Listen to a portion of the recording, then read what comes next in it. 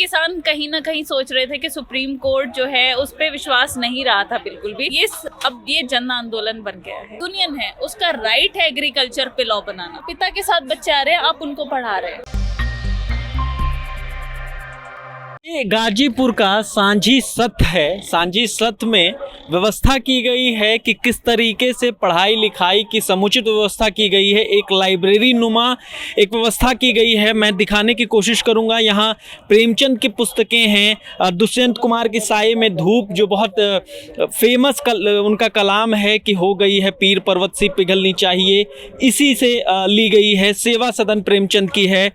तो आप देख सकते हैं कि प्रेमचंद की सारी कहानियां हैं। गुरु रविंद्रनाथ टैगोर की गोरा है, पूरे संकलन है। अरदास की किताबें हैं, धर्म से जुड़ी हुई किताबें हैं, मुनव्वर राणा की किताबें हैं, तमाम तरह की किताबें हैं। बच्चे पढ़ भी रहे हैं, उस तरफ आप देख सकते हैं बच्चे पढ़ भी रहे हैं। बच्चों के पढ़ने लिखने की पेंसिल और तमाम जो चीज़ें हैं, पेंसिल है, रंग भरी है, बहुत सारी चीज़ें हैं जो बच्चों को पढ़ने के लिए ज़रूरत होती है। हम बात करेंगे यहाँ जो ये संचालन करते हैं जो लोग, किस कॉन्सेप्ट से कैसे इनके दिमाग में आया। क्योंकि आप समझ सकते हैं कि लाइब्रेरी, अगर किसी आंदोलन में लाइब्रेरी रखी गई हो, पढ़ने की व्यवस्था की गई हो, तो ये अगर कोई कहता है कि आंदोलन भटकाव के रास्ते पर है तो सोचने की ज़रूरत पड़ती है। क्योंकि किसी भी आंदोलन की नींव अगर किताब, पुस्तकों और संविधान के सार के साथ बाहर हम दिखाने की कोशिश कर रहे थे। बाहर प्रेम्बल भी लिखा हुआ है जो संविधान का है कि हम भारत के लोग, तो जिसकी आधार ही किताब और पढ़ाई और ऐसी चीज़ों से होती हो, उस संविधान को कैसे भटकाया जा सकता है। बच्चे देख सकते हैं, पढ़ रहे हैं। हम कोशिश करेंगे यहाँ जो संचालिका हैं उनसे बात करने की। पहले तो आपको बहुत बधाई कि इतना अच्छा आप व्यवस्था कर रही हैं। कहाँ से आती हैं आप? बहुत बहुत धन्यवाद आपका। मैं रवनीत हूँ, मैं बेंगलोर से आई हूँ। मैं लॉ की द्वितीय वर्ष की छात्रा हूँ। अच्छा, अभी आप पढ़ाई करती हैं? हाँ जी, हाँ जी। तो ये कैसे लगा कि मुझे चल के यहाँ आंदोलन में पुस्तकालय या इस तरीके की लाइब्रेरी की व्यवस्था करनी चाहिए, कैसे समझ में आया? देखिए, ये अकेले एक इंसान की सारी मेहनत नहीं होती। तो जो दूसरे बॉर्डर है वहाँ पर भी ऑलरेडी ये सांझी सत्र चल रही है। उसके अलावा जो हमारी कमेटी है यहाँ पर, जिन्होंने वॉलंटियर्स ने मिलकर खुद बनाई है, गठन किया है जिन्होंने, तो उन्होंने भी सोचा कि कुछ ऐसा कॉन्सेप्ट होना चाहिए। तो हमने उसी को एक रूप दिया है, उस सोच को एक रूप दिया है। बस उसमें से थोड़े अपने आइडियाज डाल के उसको बेटर करने की कोशिश की। आप लॉ के स्टूडेंट हैं, कानून अच्छे से समझती हैं। एक कानून जिसका विरोध में ये पूरा आंदोलन शुरू किया गया है, उस कानून पे क्या कहेंगी जो सरकार के द्वारा लाया गया है? देखिए, अगर खाने में आप एक बूंद विष की डाल दें, उसके बाद उसको घोल के आप बोले ठीक है मैं वो एक चम्मच निकाल लेता हूँ, आप बाकी का खाना खा लीजिए, तो आप बिल्कुल नहीं खाएंगे। अब इसमें क्या कहते हैं, बाकी की बातें तो बहुत ज़्यादा छोड़िए, जिसपे अपना किसान जो लड़ रहे हैं, मेरा मेन मुद्दा उसके बीज से है, उस जो अपने लॉ हैं उसके बीच से है। क्योंकि जब ऑर्डिनेंस पास किया गया था, इसको ऐसा ऑर्डिनेंस पास किया गया था, तो सुप्रीम कोर्ट की डायरेक्ट गाइडलाइंस है वेरियस केस लॉस में कि कौन कौन सी कंडीशन में आप ऑर्डिनेंस पास कर सकते हैं। तो उसमें सबसे इम्पोर्टेंट जो एक कंडीशन वो है कि वो स्थिति पैदा होनी चाहिए, वो स्थिति उत्पन्न होनी चाहिए कि जिसमें वो इमरजेंसी हो उसको पास करने की।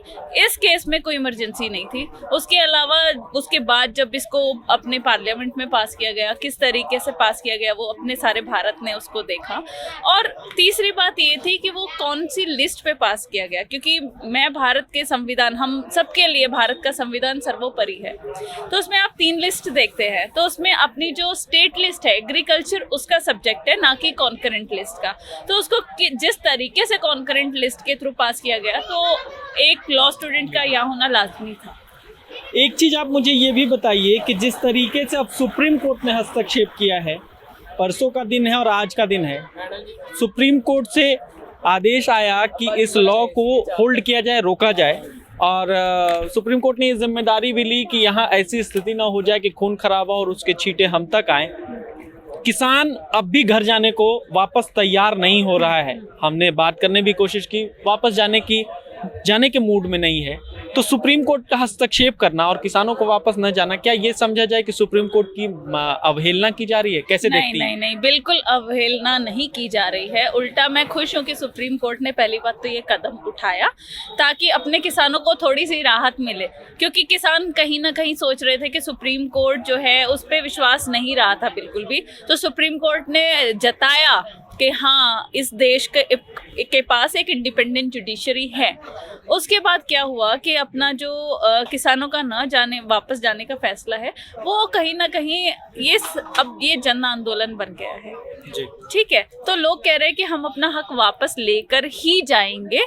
तो ये कहीं ना कहीं जो है, आप इसको कॉन्ट्राडिक्ट देख ले, मैं इसको बिल्कुल भी कॉन्ट्राडिक्टरी नहीं देख रही हूँ। वो सब इंतजार कर रहे हैं, देश का नागरिक इंतजार कर रहा है कब जो है लेजिस्लेचर अपने देश के प्रधानमंत्री सुनेंगे और कब संविधान जो होल्ड के वॉचडॉग हैं अपना इंडियन जुडिशरी, कब उसको सुनेंगे। तो ये जो किसान है, ये अपना हक देश के प्रधानमंत्री से, देश के जो 3 स्तंभ है उनसे मांगने आए हैं, ना कि किसी और से। किसान एकता मोर्चा का यहाँ बैनर भी लगा है। किसान एकता मोर्चा ने ये साफ साफ कहा है कि जो लोग इस कमेटी में सुप्रीम कोर्ट ने बनाई है, उस कमेटी के लोगों ने पहले ही कह दिया है, सरकार के इस जो बिल आया है उस पर पहले से समर्थन दे दिया है। तो अब रास्ता क्या होगा? क्योंकि किसान तो कह रहे हैं कि पहले से वो उनका माइंडसेट है कि वो जो बिल है उनके हिसाब से है, अच्छा है, और किसान इसके पक्ष में नहीं है। तो अब इसमें रास्ता क्या होगा?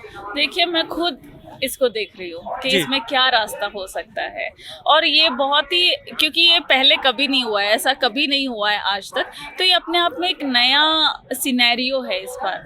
तो मेरी भी नज़र, हम सबकी नज़र इसी बात पे है कैसे होता है।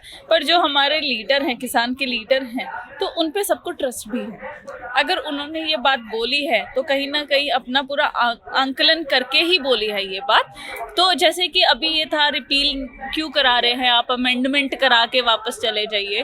तो पहले तो मुझे सही लगा कि हाँ, उनको अमेंडमेंट कर देना चाहिए। पर जब आप किसानों की बात सुनते हैं, दूसरी साइड की बात सुनते हैं, तब आपको पिक्चर थोड़ी सी और क्लियर होती है। तो उनका ये मानना है कि अगर हम कहीं ना कहीं अमेंडमेंट करा के चले जाते हैं, हम ये बात भी कहीं ना कहीं मान रहे हैं कि जो अपना सेंटर है, यूनियन है, उसका राइट है एग्रीकल्चर पे लॉ बनाना, है ना।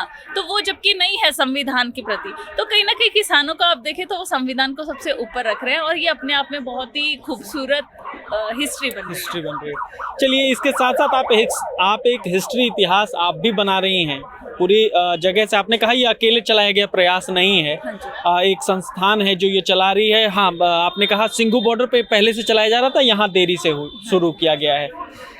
इसके मार्फत क्या यहाँ के गरीब बच्चों को भी, जो यहाँ बहुत सारे बच्चे खाने के लिए आते हैं, तो क्या उन बच्चों को भी पढ़ाने की सुविधा है? आप देखती हैं? मैं आपको इसका उत्तर दूंगी नहीं। अब क्यों? क्योंकि दूसरे बॉर्डर पे ये इशू आया था, कहीं ना कहीं बच्चे जो पढ़ने आते थे उनके माँ बाप साथ में नहीं हैं, तो बच्चे, एक आधे बच्चे की खोने की, इधर उधर की, फिर उन पे आरोप लगा था, जो कि बच्चा बाद में मिल गया था। तो यहाँ पर या जो माता पिता के साथ बच्चे आ रहे हैं, आप उनको पढ़ा रहे हैं। क्यों? क्योंकि ये बहुत ही सेंसिटिव आंदोलन है। आप नहीं चाहते कि आप किसी वजह से उसको खराब करें।